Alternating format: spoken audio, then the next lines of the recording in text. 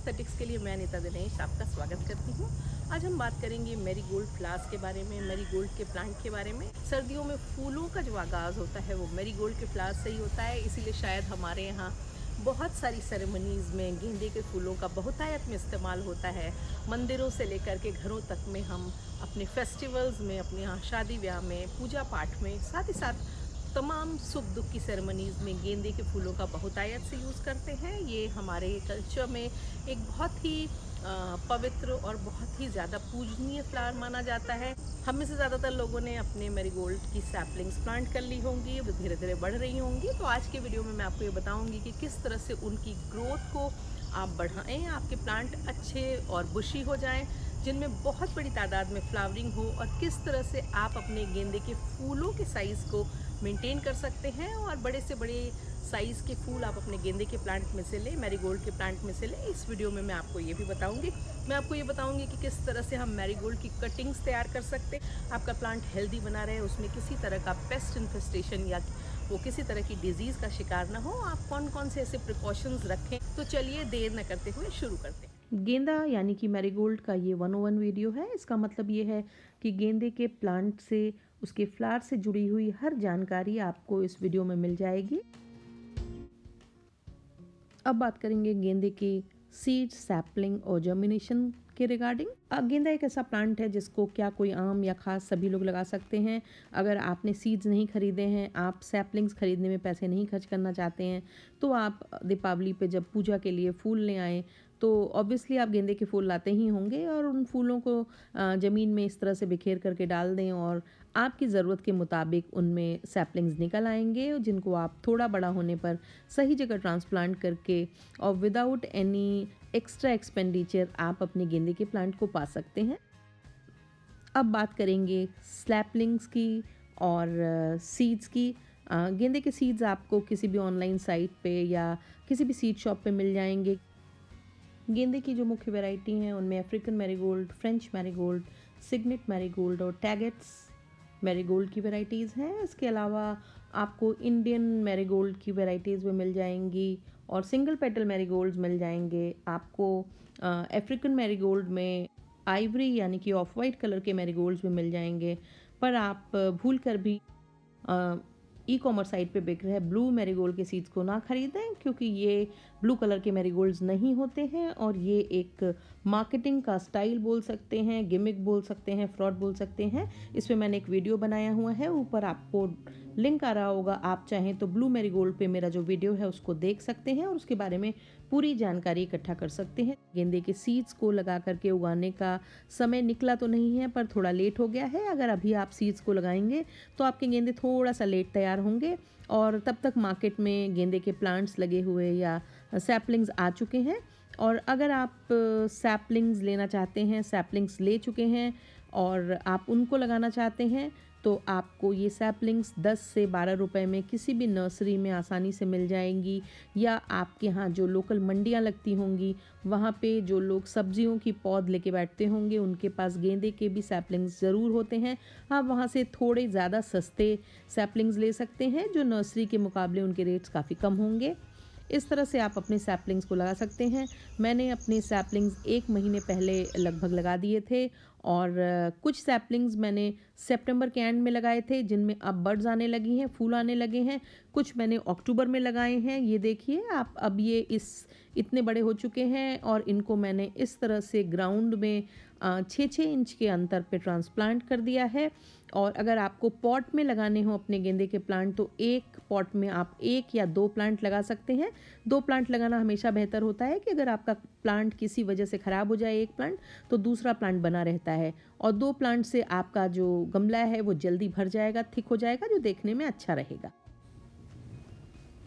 इसके अलावा अगर आप गेंदे के 2-3 प्लांट नर्सरी से ख़रीद के लाते हैं, तो आप उनको मल्टीप्लाई करके कई उनसे प्लांट्स बना सकते हैं, और इस तरह से आप इस पोर्शन को निकाल करके आपके ग्रो हो चुके, थोड़े से ग्रो हो चुके प्लांट में से इतना पोर्शन निकाल करके इसको इस तरह से अगर ज़मीन में लगा देंगे तो गेंदे की कटिंग्स भी तैयार हो जाएंगे और आपके प्लांट की जो संख्या है वो बढ़ जाएगी। आपके मैरीगोल्ड के प्लांट्स कि ग्रोथ अच्छी हो और प्लांट में किसी भी तरह का इन्फेस्टेशन या डिजीज़ ना हो।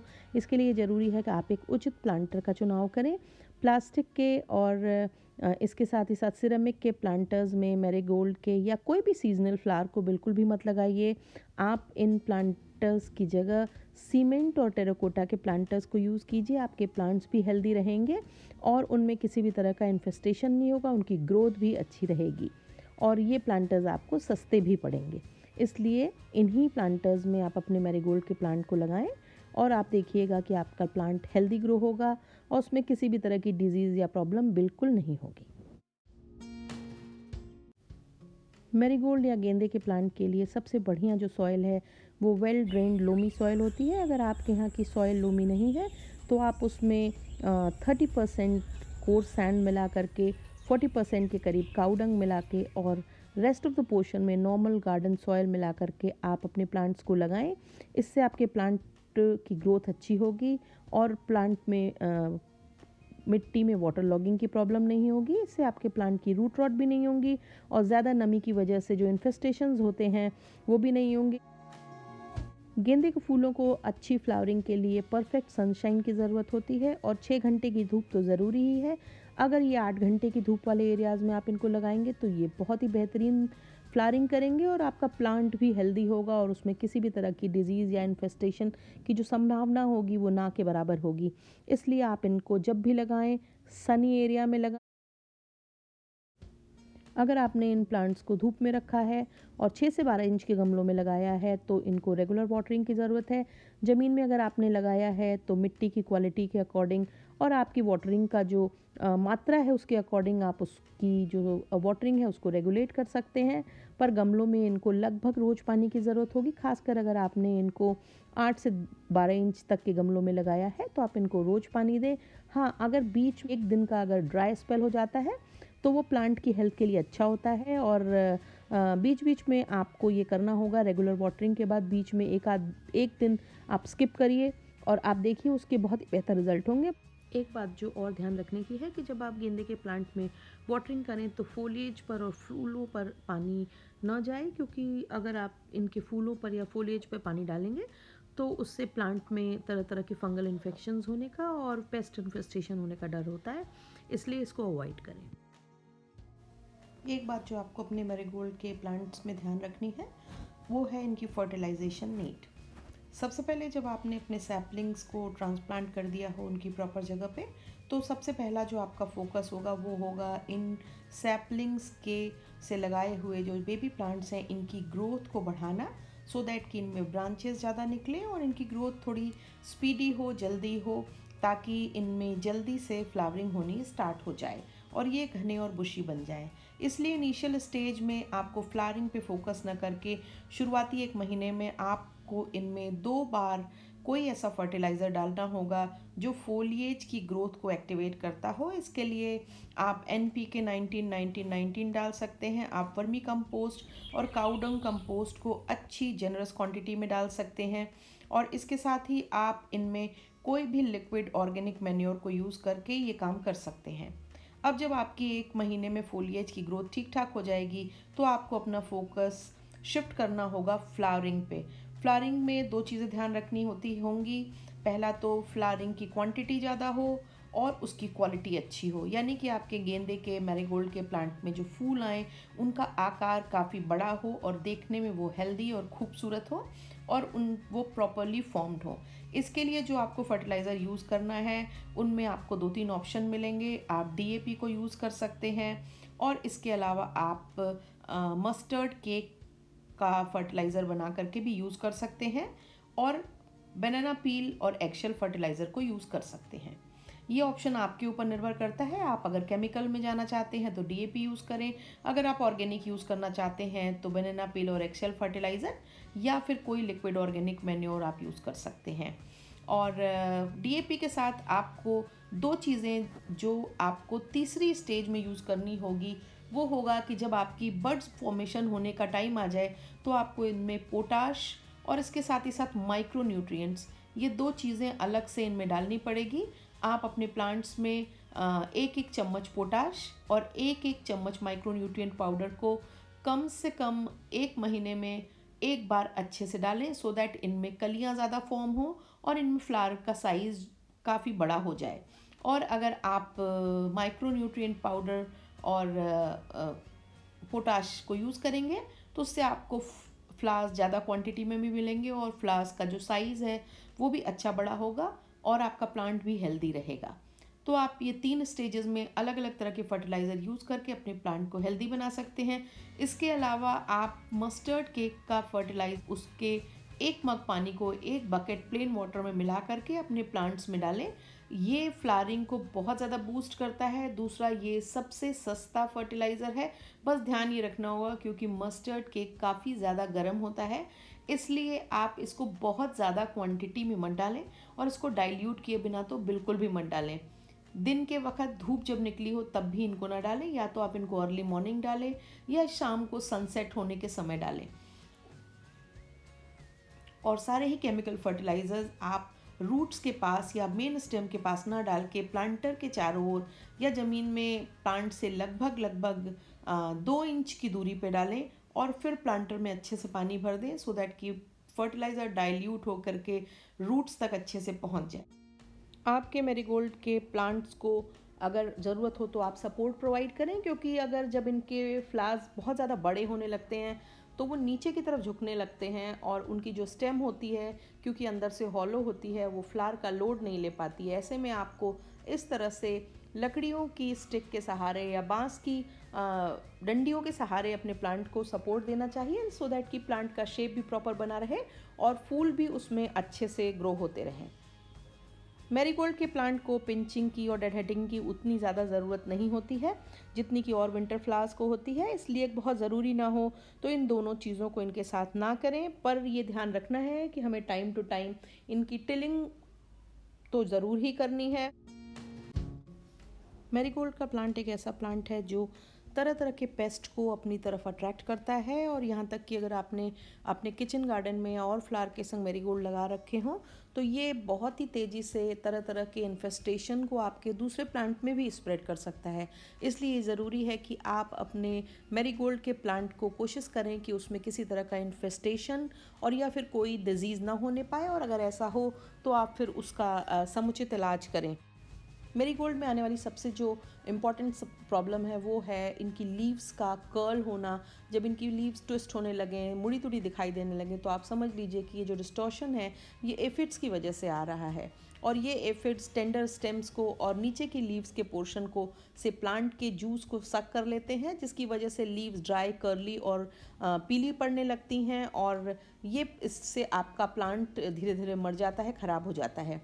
और इसके लिए सबसे अच्छा जो तरीका है ये है कि प्लांट को आप प्रॉपर वाटरिंग का ध्यान रखें, ओवर वाटरिंग ना करें, धूप प्रॉपर प्रोवाइड करें और माइक्रो न्यूट्रिएंट्स अगर उसमें ऐड करेंगे तो ये समस्या जल्दी नहीं आएगी। उसके बाद भी अगर ये प्रॉब्लम आ जाती है तो सबसे पहले आप नीम वाटर के सोल्यूशन से या डिश वॉशिंग सोप के सोल्यूशन से उसको रिमूव करने की कोशिश करें। अगर ऐसा नहीं होता है तो फिर आप कॉपर ऑक्सीक्लोराइड या फिर लाइम सल्फ़र के स्प्रे को करके इस प्रॉब्लम से छुटकारा पा सकते हैं। आप जो लीव्स के इन्फेक्टेड पोर्शंस हैं या स्टेम के, उनको काट के प्लांट से अलग कर दें और इस तरह से आप अपने प्लांट को सेव कर सकते हैं। आजकल बहुत सारी ऐसी मैरीगोल्ड की वैरायटीज़ भी अवेलेबल हैं जो आमतौर पर डिजीज़ रेजिस्टेंट होती हैं और उनको आप चूज़ करके इस प्रॉब्लम से छुटकारा पा सकते हैं। अगर आपको लग रहा है कि आपका मैरीगोल्ड का प्लांट ख़राब हो रहा है या मर रहा है तो उसको रिवाइव करने का तरीका ये है कि सबसे पहले तो आप उसके वाटरिंग शेड्यूल को चेक कर लें, फिर सारा जो इन्फेक्टेड पोर्शन है उसको काट करके रिमूव कर दें। और ऐसा करने पर अगर आपका प्लांट बच जाता है तो फिर उसके रीग्रो हो जाने की संभावना होती है, मगर ज़्यादातर केसेस में जो बैडली इन्फेक्टेड प्लांट्स होते हैं उनका बचना थोड़ा मुश्किल ही होता है, क्योंकि इनमें जो ब्लाइट्स, रॉट और पाउडरी मिल्ड्यू जैसी डिजीज़ेज़ होती हैं वो इस प्लांट को ख़राब कर देती हैं। और ये सारी डिजीज़ेज़ या इन्फेक्शन तभी होते हैं जब बहुत ज़्यादा वेट कंडीशंस होती हैं और उन पे फंगस डेवलप होने लगता है। और इस तरह की जो प्रॉब्लम्स होती हैं इनसे बचने का तरीका है सन का प्रॉपर एक्सपोजर और वाटरिंग के ऊपर ध्यान रखना। मैरीगोल्ड के फ्लावर्स देखने में बहुत खूबसूरत होते हैं, इनमें खूब अच्छी खुशबू होती है। इसके साथ ही ये बहुत सारी घरेलू दवाओं में इनका इस्तेमाल होता है और इसके साथ ही ये एक अच्छे इंसेक्ट रिपेलिंग प्लांट्स होते हैं। अगर आपके यहाँ बहुत ज़्यादा इंसेक्ट्स वगैरह आते हैं या मॉस्किटोज़ आते हैं तो अगर आप मैरीगोल्ड्स को लगाते हैं तो आप उन पे कंट्रोल पा सकते हैं और उनको रोक सकते हैं। अगर आपके मैरीगोल्ड प्लांट में कैटरपिलर्स आ रहे हैं और आपने नोटिस किया है कि आपकी पत्तियों में होल है और उनकी जो एजेस हैं वो किसी ने च्यू की हुई हैं, चबाई हुई हैं, तो आप ये समझ लीजिए कि ये जो फोलिएज ईटिंग कैटरपिलर्स हैं वो आपके मैरीगोल्ड के प्लांट के आसपास कहीं हैं। और इनको सबसे अच्छा रिमूव करने का तरीका ये है कि इनको आप बीन करके और साफ़ करके वहाँ से हटवा दें। इसके अलावा मैरीगोल्ड में होने वाली एक बहुत ही इंपॉर्टेंट डिजीज़ है एस्टर येलो डिजीज़, और जिसमें ये एक वायरल डिजीज़ होती है और ये आपके जो मैरीगोल्ड के फ्लावर्स होते हैं इस डिज़ीज़ की वजह से डिफॉर्म्ड होने लगते हैं, उनका शेप बिगड़ने लगता है। और इस डिज़ीज़ से छुटकारा पाने के लिए आपको सबसे पहले तो इन्फेक्टेड पार्ट को प्लांट से रिमूव कर देना होगा ताकि वो और ज़्यादा पार्ट्स में ना फैले, और फिर उसके बाद आपको अपने प्लांट को बहुत अच्छे से वॉश करके और प्रॉपर सन में रखना होगा, जिसकी वजह से ये जो प्रॉब्लम है ये एग्जेजरेट ना होने पाए, बढ़ने ना पाए।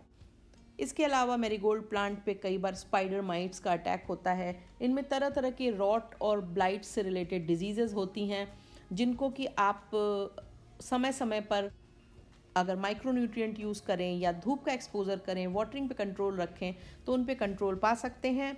और मैं हमेशा अपने वीडियोस में कहती हूँ कि मैं किसी भी तरह के केमिकल फंजीसाइड का या फिर इंसेक्टिसाइड का, वीडीसाइड का यूज़ करने के पूरी तरह खिलाफ होती हूँ, क्योंकि ये जो हार्मफुल बग्स होते हैं, माइट्स होते हैं, उनको तो ख़त्म करते ही हैं, साथ ही साथ ये बटरफ्लाई के लार्वाज और तरह तरह के जो हमारे लिए बेनिफिशियल ऑर्गेनिजम्स हैं उनको भी ख़त्म कर देते हैं।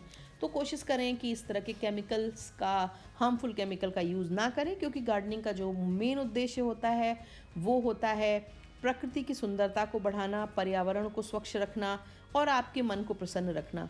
और अगर आप अपने प्लांट को बचाने के लिए बहुत सारे ऐसे ऑर्गेनिजम्स को जैसे हनी बी, बटरफ्लाइज को एलिमिनेट कर देते हैं तो उस गार्डनिंग का कोई फ़ायदा नहीं है।